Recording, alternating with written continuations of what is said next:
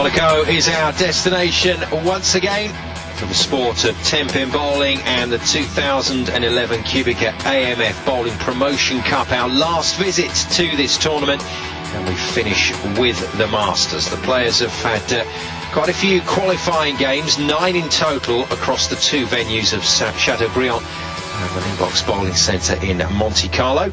That gives them their final ranking to take into this tournament. And Cass Edwards alongside me in the commentary booth. How are they going to bowl it out from here to get to our championship game? 3 players on the lanes at the same time. Scratch scores, and only one of the 3 will progress to the next round. So it's qualifiers 8, 7 and 6 in the shape of Tony Regna, Phil Hulst and Bruno Bidoni. One player will go through, and we'll end up with just 2 players for the Grand Masters final. So Hulst, the 6th seed from the Netherlands, up against 2 Frenchmen, Bruno Bidoni and Tony Regna. Whilst the favourite to go through, but no guarantees. Seems to have found a pretty good line on this particular oil condition.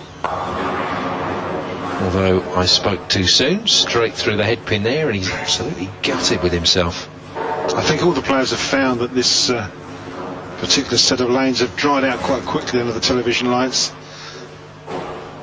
which is obviously making these reactive bowling balls hook an awful lot more than the players really want. Need to get the ball down the lane with the rotation on it, but Bruno struck that he did straight through the Brooklyn. He's been there quite a few times, unfortunately. But it is 2 strikes in a row for him. Yeah, 202 average across qualification for Bruno Bidoni, and he's made that Brooklyn strike quite a few times. For Tony Regna, the left-hander, the only left-hander in this tournament, he really has struggled to hit the pocket with any real conviction. Yeah, this is likely to be his second open frame, although he did shoot 3 strikes, 1, 2 and 3, so he got off to a good start. Phil Hulst comes back from the open frame with a strike in frame 6. Going to chip this one across. Well, you could see he had to go at it, but it didn't work, and so unfortunately it's an open frame for Tony. Bruno Bidoni back on, looking for 3 in a row, and that's a much better shot. And that doesn't make the first turkey for him. The highlights coverage is fast and furious. Tony Regna will be more than happy with the way that he's played so far. Can he keep it going? That's the question. And brushes right across all of those front pins. That's what gave him the pinfall. He managed to get a little clip on 3 there, I think, as they went down from the front.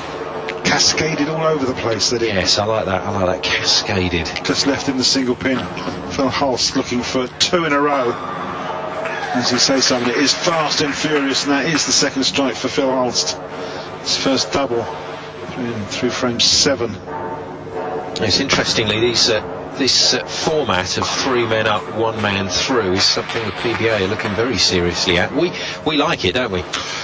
As we say, it's fast and furious. Yes, it is. You get a chance to see more players. It's all over a lot quicker. Perpetual motion. Unless your name's Bruno Bidoni, you slow everything down. But hey, come on, he's working in 3 strikes in a row. He wants to win this game. He wants to proceed to the next round. Give himself a chance to pick up this Masters title.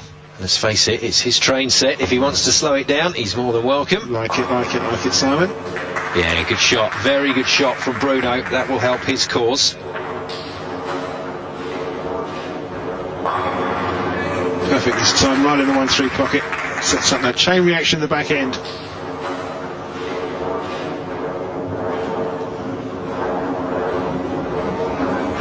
Regna, he's got to trust himself.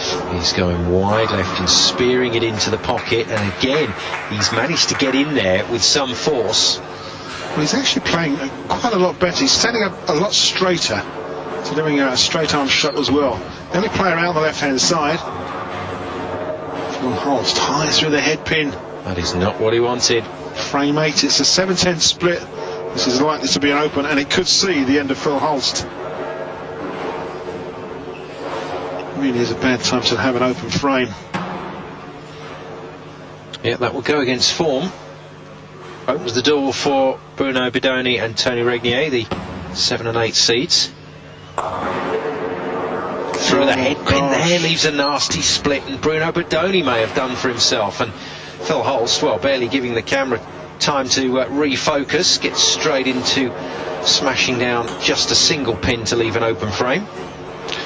Yeah, I'm afraid Bruno gave this one no width at all. He had a nice arced hook ball. Didn't give it any width at all, because it's gone straight to the face of the number 1 pin. More than likely to be an open frame. Well, and he loses 2 pins on the count as well, and that's pretty poor, I'm afraid. Bruno, you know better than that. Oh, it's still wide open. Well, it's this man for the taking.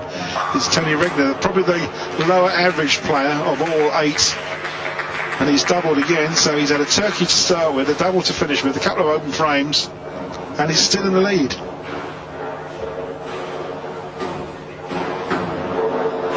Holst, well, trying to cover what's just happened, the open frame, but you can see from the facial expression, as far as he's concerned, it's over. Oh, crikey. Could have left another one there, couldn't he? Just the 10 pin. Needed to strike out 3 or 4 times for only a 202, which may not have been good enough, but he can't even do that now. Strikes out for Bruno Bedoni. We'll only give him 206. He's had 2 big open frames. Really needs 10 here. Again, he's not in that 1-3 pocket. Can only be a spare. I'm quite surprised actually that Bruno really hasn't adjusted to this lane condition. One of his home centres.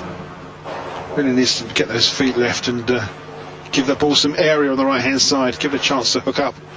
Make the head pin on the right hand side. That makes his spare. Maximum score 192 for him.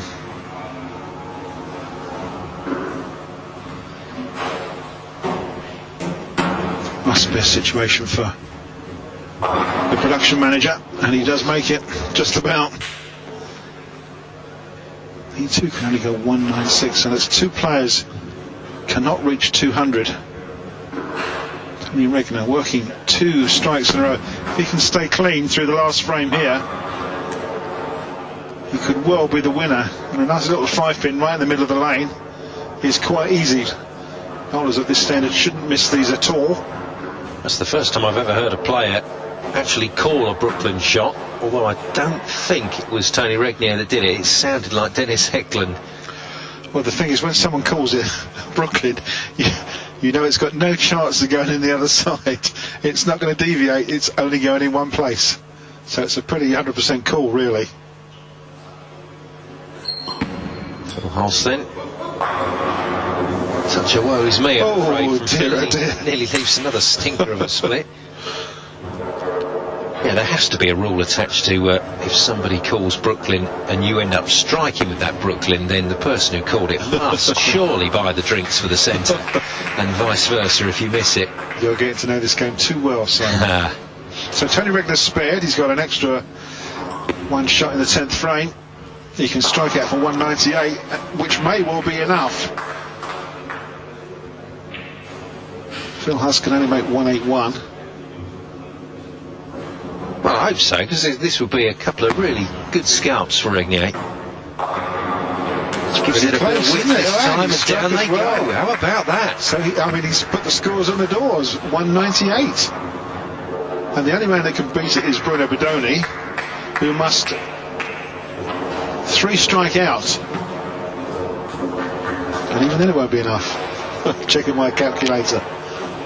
Yeah, that's a good call, Cass. That's still going to come up short, isn't it? And Bruno Bedoni will be kicking himself. He'll be thinking, well, if a Frenchman was to go through from this 3, it should have been me. But it isn't going to be the case, and it is going to be Tony Regna that progresses. And the left-hander has pulled off a bit of a coup in this first round. The number 8 seed will bowl on. Well, Bruno, if we look back through your game, you missed 2 pins off of a gutter ball on the 8th frame, and you had a 6 spare in the 4th frame and an open in the 1st frame. And if that's not 10 pins or more, I don't know what is. And that's where your defeat has come, I'm afraid. He's changed ball from the last shot, and I don't know why, because he's not going to progress in this tournament. And he goes for a 193, and that's the situation. Tony goes through. Regna is in and through.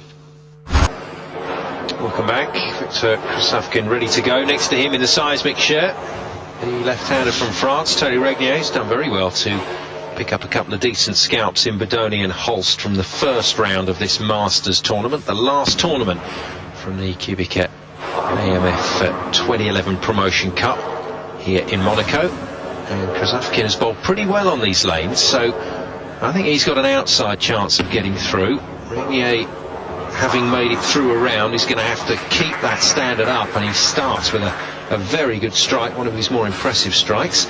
And the third man of the trio, Dwayne van Zandwijk, will be stepping up in a minute, the Dutchman, to make the three. Only one goes through, though, remember, to meet Matt Miller and Alexander Minonenko. Well, unfortunately, it's open frame for Victor Krasavkin in frame number 1. 217 average, and the 5th seed he was. This is the number 4 seed man, Dwayne van Zandwijk. 221 average over the 9 games of qualifying.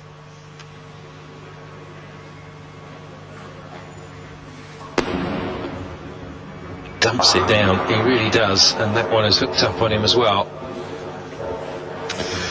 Yes, a lot of the guys now are crossing the headpin to the left-hand side, even though they're standing way left on the approach, giving it as much room as they can.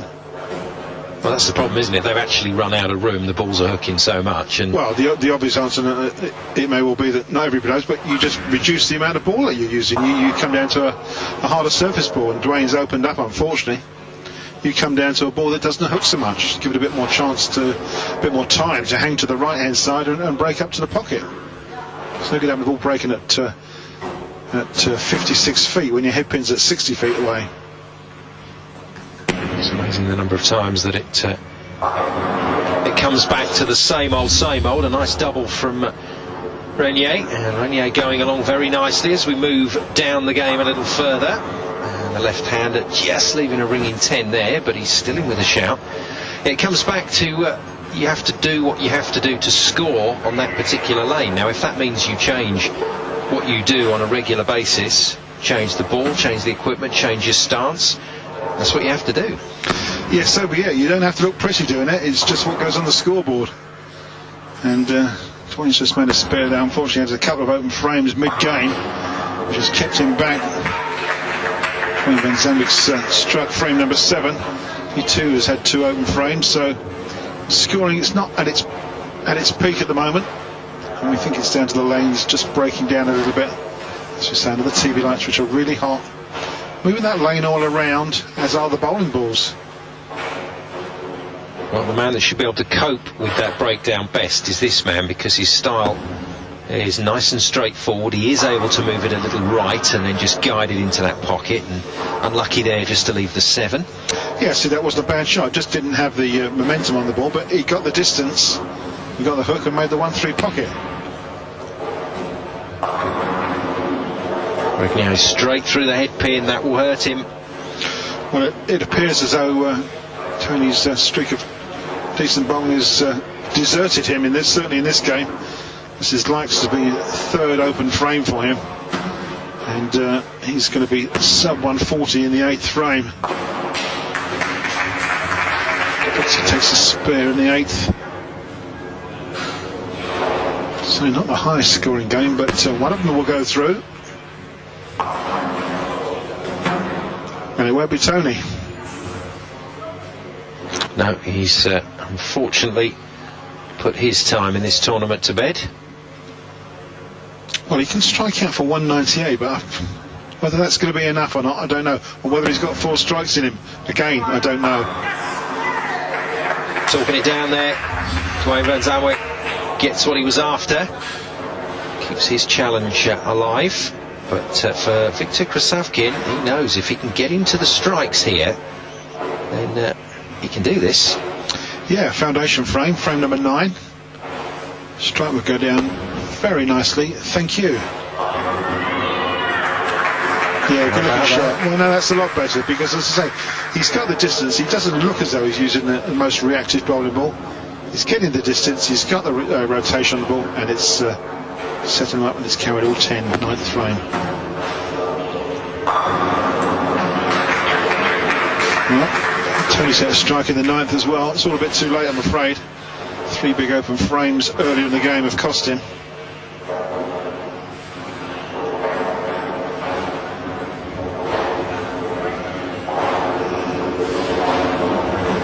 So what's Dwayne got to do here? He must strike if he wants to stay in this one.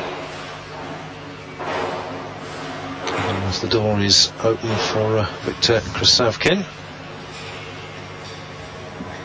Here we go then for the young Dutchman.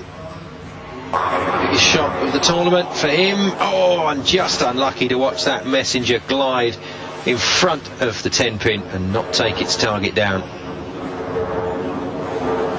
Yeah, pretty unfortunate. It was a nice shot. Leaves that 10-pin ringing in the corner.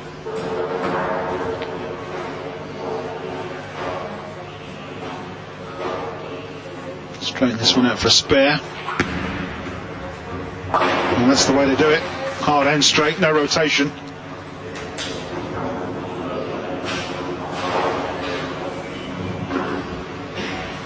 There's the trophy next to Tony Regna, but I'm afraid that's as close as he'll be getting to it today. Yeah, 177 for Dwayne, 166 for Tony. And Victor's going to stand up and just stay clean, and he'll progress to the next round.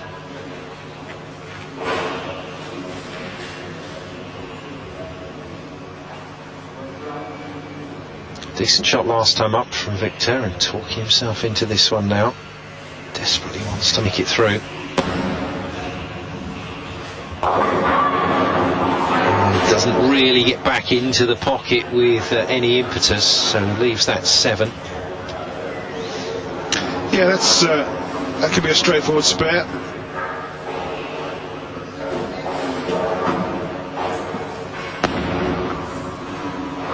And just finishing off. There's a 10-pin standing.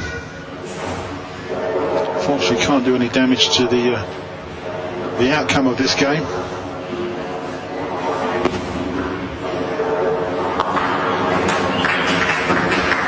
And it goes for Victor Krasavkin. Yeah, the strike for him will give him 185, and that will be the winning score. And again, those corner pins causing Regnier a problem. That should be a little more comfortable for him, the left-hander coming across from that side, but that one's missed. So Victor, his destiny's in his own hands here. Not the strike, but still should be good enough. It is good enough. It's 5 on the last shot, gives him a score of 180, and he wins by 3 pins. How about that? He moves on. Not the highest scoring game in the world. A smile from Victor. He'd like to have been a bit more convincing, but Dwayne van Zandwijk, well, has he got any chance at all? 3 strikes would probably help. It may not be enough. He's certainly got to get the first one. Yeah, Victor looked pretty relaxed as he wandered away. Well, he didn't like it. That one went wide and stayed out in the oil. It was never coming back, and that's done for the Dutchman. I'm afraid it has, yes, and you can tell by the look on his face that fancy throwing a shot like that on the 10th frame on television. Takes a spare away, and he's got 1 ball consolation in the 10th frame, but it will do no good. He's just playing out time. So it will be Victor Krasavkin that progresses. Yep, the second match over. Victor Krasavkin through. He'll meet his compatriot Alexander Minonenko and the man who won the singles, Matt Miller. That's coming up after the break.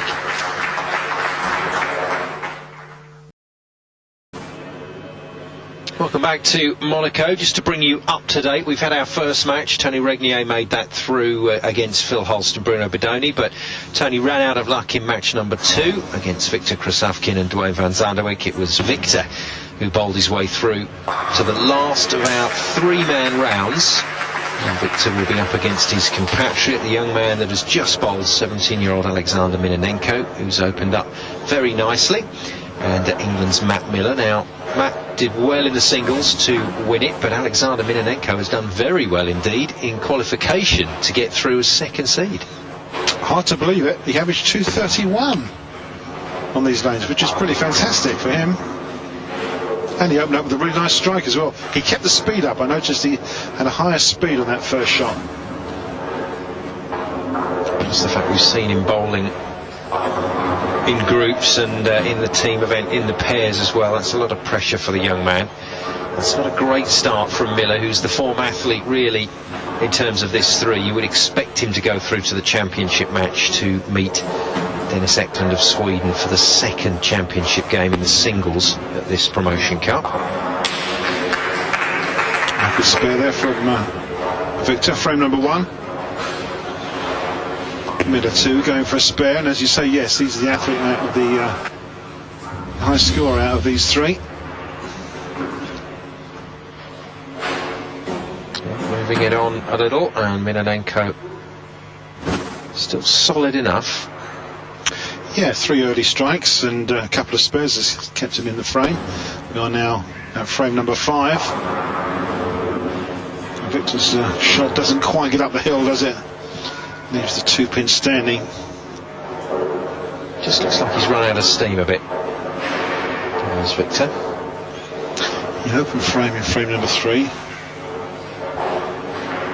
Hasn't had the opportunity to cover that over with a double or a turkey yet. The man over his right shoulder. There's Eckland, the number 1 seed, waiting the winner of these 3.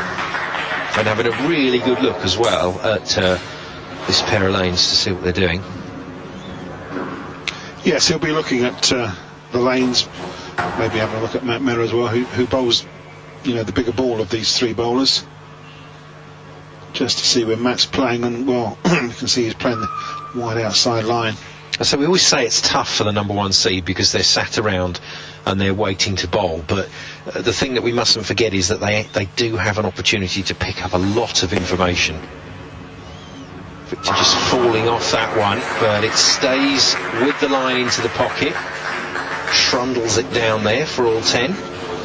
Yeah, 2 strikes for him in this game. Frame number 6 up steps young Alex. Started well, but he's lost his strike line at the moment. So 3 strikes. And that's high through the head pin as well. Leaves the 4-pin standing. So those staying clean. The strike line seems to have gone. Up steps Matt Miller, frame number 6. He's had 1 open frame in frame number 2. And all 9 spares apart from that, so he's hit the pocket quite nicely. Just needs to start carrying now. Well, come on this time is what he said, and come on this time he's got it. Great looking shot from Matt, right in the 1-3 pocket, carries all 10. Well, if he can kick in now, Miller, then well, potentially he can blow the other 2 away here. We know what he's capable of. Yeah, he's got a reasonable reacted lane. He's got the speed and the rotation on the ball. It's just a matter of whether he can get that angle right as he comes off the end of the oil pattern, which is kind of getting pretty corrupted now after all these games that have been bowled on it.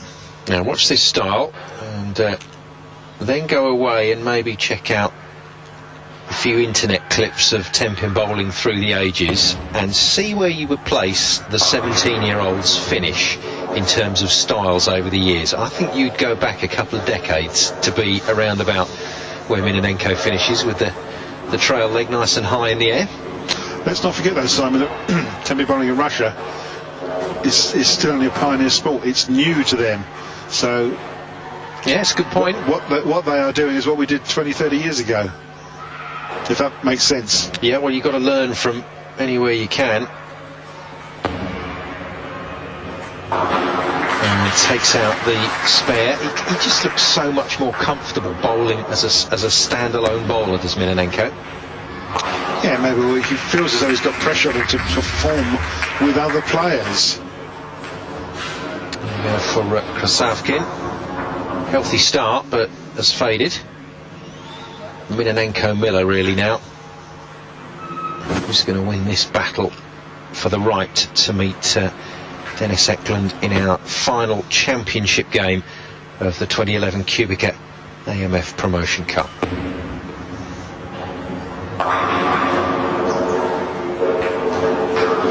We jump to frame number 9.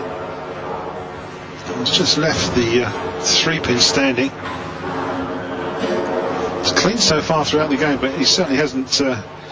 He's run out of strikes. He hasn't struck for 6 frames.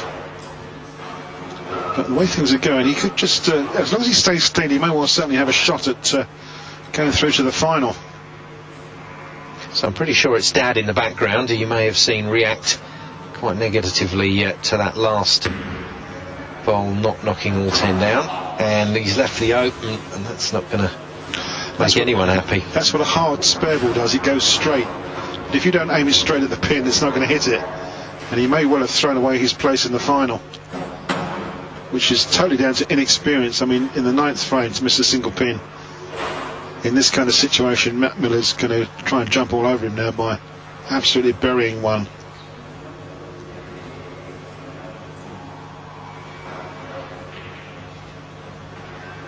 Ninth frame, Matt Miller wants to set something up here, give him the chance to make 2. Well, there it is, it's there. It is a great looking shot. Now he's going to have to draw on some deep reserves of experience. He really is talking it up, Matt. He's well into this now.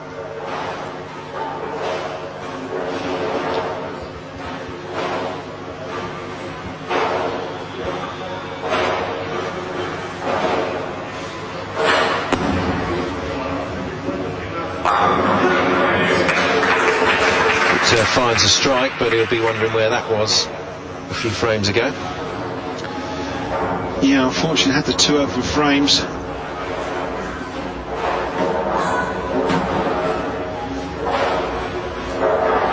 And it's the young Alex Minanenko open frame in frame number 9, which caused so much damage to his score. Can strike out for 209. Which may or may not be enough. It's quite a tight game, but he's going to get some pins scored in the 10th frame here. Well, there's 6 of them, unfortunately. Gosh, fancy doing that in the 10th frame after a 9 miss. It's pretty unfortunate, Simon. I mean, the young man, if he needed a spare, that would have been fine, but he's gone straight through the head pin. Didn't give himself a chance on earth. He's left the big 4, and this will likely be an open frame. And if it is, and I'm sure it's going to be, he's going to have 187, and he will not make the final. The last 2 frames have just really crucified young Alex. Yeah, that was the clutch shot, really, wasn't it? And he didn't quite come up to the mark, but he's got a long time to learn. This is the big one for Matt Miller, and you can tell by the way he's talking to himself. It's the opportunity to make a double, 9th and 10th frame, which could well be the winner. This one really has to be 10. Needs to make at least 20 pins in the 10th frame. Go Matt. Brilliant. Absolutely great. It was a clutch shot. He needed that double, and he's made it. Good stuff. The big players step up when it really matters. And that's not just us saying that, that's something that is borne out by the stats over the years. You look at all the big winners on the Pro Tour over in the States, on the European Bowling Tour back here, and the players that know when to throw it are the players that come away with the wins. And Matt Miller has done himself a lot of favours there. Yeah, he's through the 200 barrier. He's made his way to the final. Let's not forget, he's had some final experience on the world stage. AMF World Cup runner-up 2 years ago. Takes the spare away with a score of 203, and that's going to be enough. So it's going to be a rematch from the singles event. Still celebrating. He will meet the Swede Dennis Eckland, and remember, he's already got that scalp in the bag, so Dennis will be looking for a bit of revenge. For Victor Krasavkin, well, he's given a decent account of himself to get through to the third qualification game. Effectively, that puts him in the top 5 at the end of this Masters event. Yeah, he strikes first ball of the 10th to give himself a double. Unfortunately, not enough pins in the bank at this particular stage with 2 big open frames.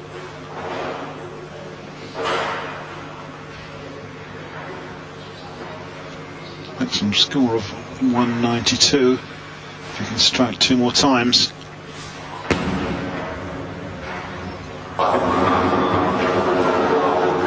Oh, huge groan from the crowd in Monte-Carlo. Well, that's all over for Victor, and he's got a big smile on his face. He certainly enjoyed himself here down in Monte-Carlo. 1 pin will give him a 181, and he'll be 3rd place. So Victor wraps up his account at this Bowling Promotion Cup. It's Sweden versus England. It's Eckland versus Miller after the break. Welcome back to Monaco, championship game of the Monaco Bowling Masters, which is part of the QubicaAMF Bowling Promotion Cup, a tournament brought into being just a couple of years ago by Bruno Bidoni. He's got 2 very, very classy players through to the Masters final. They've already met in the singles of the Promotion Cup tournament, and this young man, England's Matt Miller, came out on top in a very high scoring game against Swedish superstar Dennis Eckland. Can Miller make it a double cast, or is that stretching it?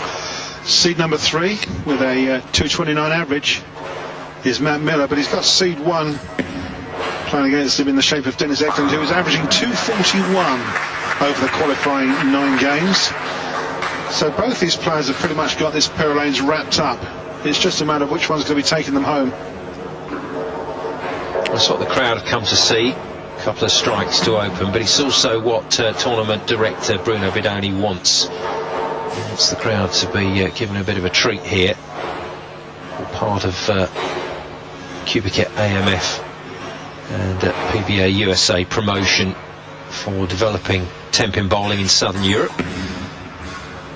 Yes, and of course, and we must thank our QubicaAMF main sponsors, who sponsor the Bowling World Cup, and it will be great if they can stick with this tournament. And there is a whisper, Simon Golding, that this event may be coming to London in 2012, the Olympics year. It may not be in the East End of London because there's some other athletic event going on over there, but you never know, we might land somewhere in the West End. Yeah, that would be a nice touch. Look how deep inside Miller is bowling on that right hand lane, and it's caught up with him there. Yeah, really wide shot. Got his feet deep inside, starts the ball off around about 4th hour. He gets it out to the outside boards, and it just comes back. Couldn't quite take the 7-pin away on that one. Eckland's opened up with 2 strikes. What a rotation on that. No shooting hard and straight at that one. Just use the whole width of the lane to take the spare away. Little shake of the head because it's given Dennis Eckland something to work with.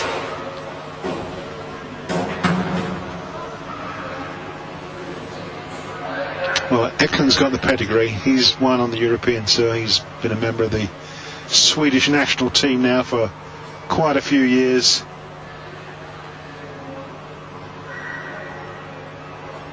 He's opened up with 2 strikes in a row. This for 3. Look how far left his feet are on the approach, and he still makes the 1-3 pocket for the right hand on the right hand side of that headpin. 3 perfect looking strikes. Yeah, Miller's got the pressure now. Well, yeah, how does he respond? He can see Dennis Eckland is lock loaded and firing from the hip. Has he got him in it? Has he got it in him to respond?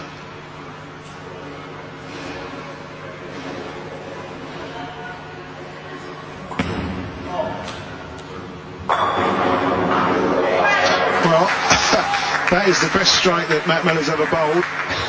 It was a Brooklyn, it left the 5-pin, and he's covered it with a, well, some sort of message from somewhere. I'm sure that will be up on someone's DVD or screen somewhere in a few weeks' time. Great looking shot. Dennis is really lined up on this. That's 4 strikes in a row. They've been absolutely perfect. And this is how he's averaged 240 to get to this stage. Yeah, he's very a bit too good, isn't he? Yeah, absolutely. And every shot that Dennis makes that is a strike puts pressure on young Matt here, whose last shot was certainly not the best in the world.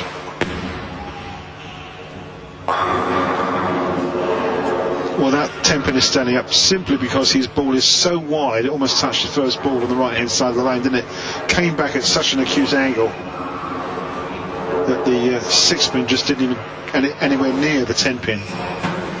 And unfortunately, if he's going to keep playing that line, he will leave this 10-pin on a pretty reasonable, consistent basis. Spare's all right, but Spare's not what he wants, not when you've got a man like Dennis Eckland, who's 4 strikes in a row straight out the trap and looking as hot as any bowler can be down here. So Eckland getting it ready for a 5-bagger, and he's got a chance of almost putting this away by the halfway stage if Miller's not careful. He is looking so hot, isn't he? Just perfect through the first 4. Now watch how easy he makes this power look. Smooth as you like. And it is fabulous rotation. Oh. And how do you hit the 5-pin? Well, he hit the 5-pin, spun it around about 3 times, and it still stood there on its base. Very unusual. A lot of rotation on that ball. Yeah, absolutely. It was bizarre, yeah. Very, very unusual.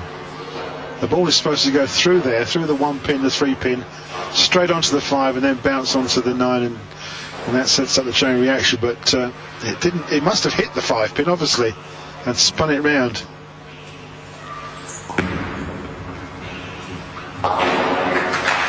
Easy spare, 5th frame, and the 300 game is gone.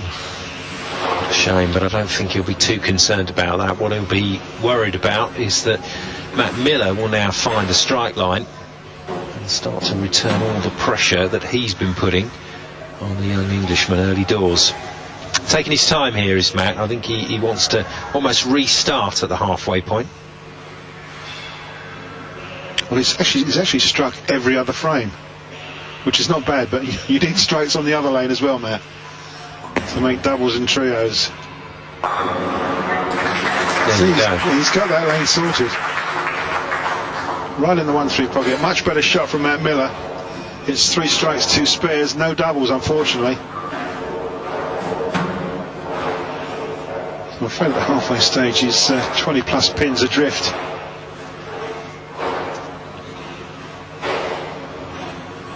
Well, that's a tough call for anyone to pull back, but to try and pull it back against a bowler of this quality, I don't want to say virtually impossible. It's always possible that even the big names can throw a bad one, but that's pretty much what Miller has to rely on here. Plus, he's got to keep striking, and nothing wrong with that ball. Yeah, Matt has to rely on Dennis going a bit gaga somewhere and throwing a big error. At the same time, he too has to start throwing bunches of strikes, 2 and 3 together now. You can't think like that, can you, Cass? You've just got to take it shot at a time. Pretty much you've got to play the lane, not worry about what your opponent's doing. Think about it around about frames 8 or 9. And hopefully by which time you've got enough strikes to be the winner, but it may not be the case for young Matt here.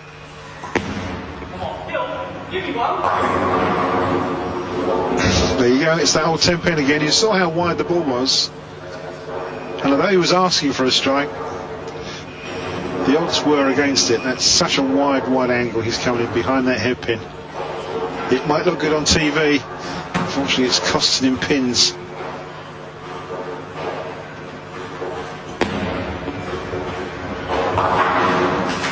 So he struck 3 times on the left lane, he spared 3 times on the right lane. And that's just pacing 200, unless he can start throwing a few bunches of strikes. He's trying very hard, he's just not getting the reaction in the back end on that right hand lane.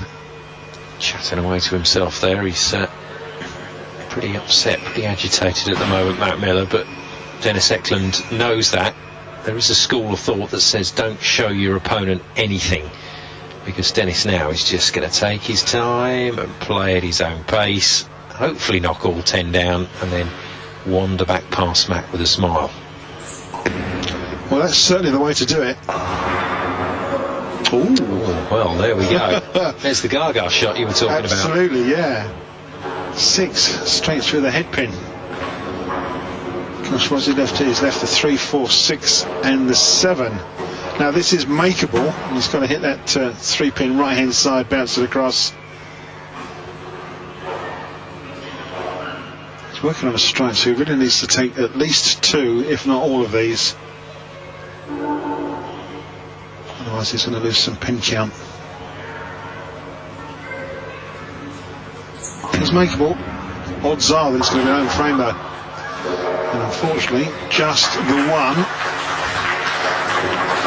First glitch, the first gaga, as we mentioned, for Dennis Eckland. So it may give a little bit of hope for Matt Miller. Maybe a little bit of light at the end of the tunnel for him to go for. He's working on a spare.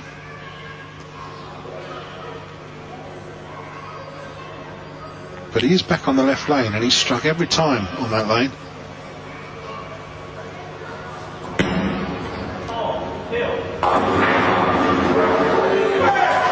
Oh, well, he's a lucky boy. As far as he was concerned, that was going to miss the pocket, and it got back just in the nick of time. Almost left that 10 pin yet again. The Wheel of Fortune span from there, didn't it? The lazy 10 pin eventually went, just to keep the track record on that lane. He has struck every time over there. He's now kind of got to come across to this right hand lane and see what he can sort it out.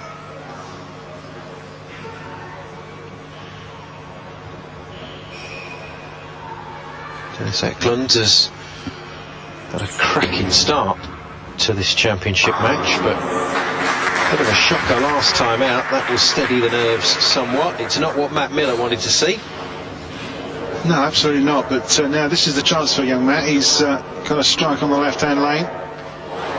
Chance to make his first double of this Masters final.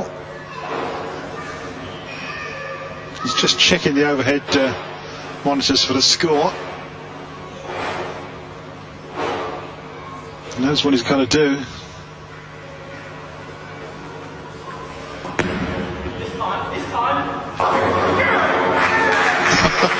Well, you heard him, didn't you? That was Matt's voice. This time. Well, it worked. He's got 2 strikes in a row. That's the situation. It's 15 pins lead for Dennis Eckland. Coming to the closing frames, it's frame number 9.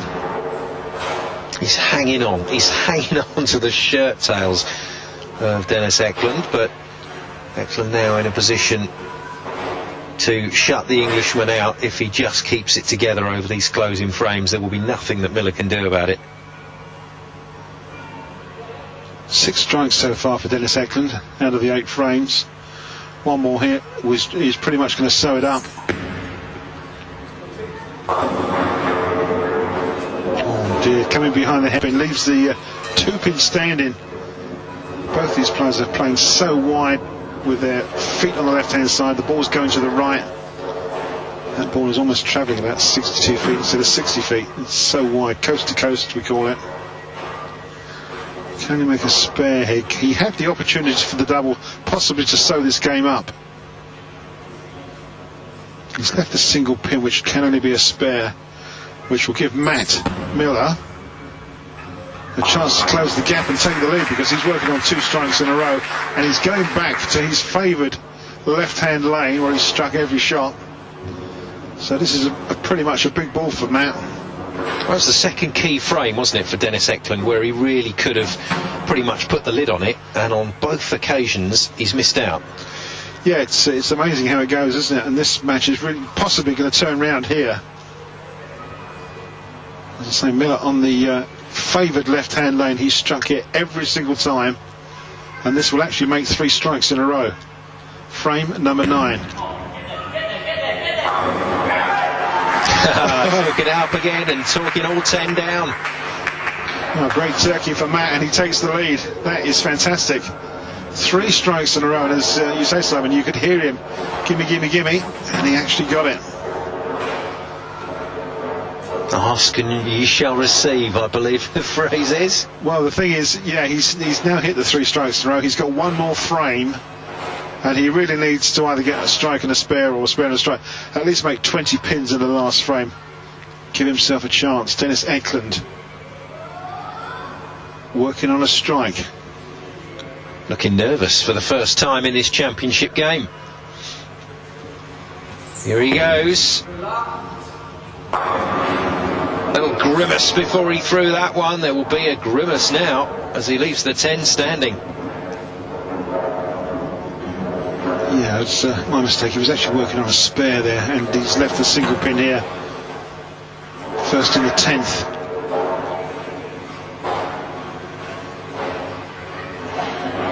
Well, that's made it interesting, that's for sure. Well, he goes through the 200 barrier, but not by many. Takes away the spare, hard and straight. Yeah, we thought it looked like a pretty friendly lane, and it certainly was when the condition was originally laid down, but as the day has moved on, things have changed quite dramatically for the players. Now then, Eckland has to set a mark here and then basically walk back to his seat and say to Miller, beat that. And you can't do much more than that. It's a good finish. It's a score of 212. Can Matt Miller bury another ball in the pocket and sneak this one right at the death in the 10th frame? What's he got to do? Open with a strike and then... Strike will clinch it. A spare and a strike is good. He's got to make 20 pins there we go. In this last frame. To scalp Dennis Eckland twice in a matter of a week. Yeah, that would look quite good on your CV, wouldn't you? This is probably the biggest ball of the whole tournament for Matt. Although he's won the singles, this is going to give him the Masters title. Stay clean, Matt. Oh no. Gosh, look at that. That is the 2-8-10. Now this ball has got up there. It's got some rotation. It's only just made the head pin. So light. And Matt just cannot believe it, because this will be an open frame. Very rarely is the 2-8-10 spared. Matt, it's no good looking up there. It is not Miller time, I'm afraid. All that effort to stay with it and to keep it together and to force Eckland into some mistakes, and then it goes just like that. Matt Miller with a very, very good effort to take that down, but I'm afraid it did all come down to just that single ball. Straight back to shake hands with Eckland, who wins it 212 to 205. Dennis Eckland is the Masters champion, and that concludes it from the QubicaAMF Bowling Promotion Cup. Thanks for your company during the course of this tournament, and we will see you again from this tournament next year. From myself and Cass, goodbye.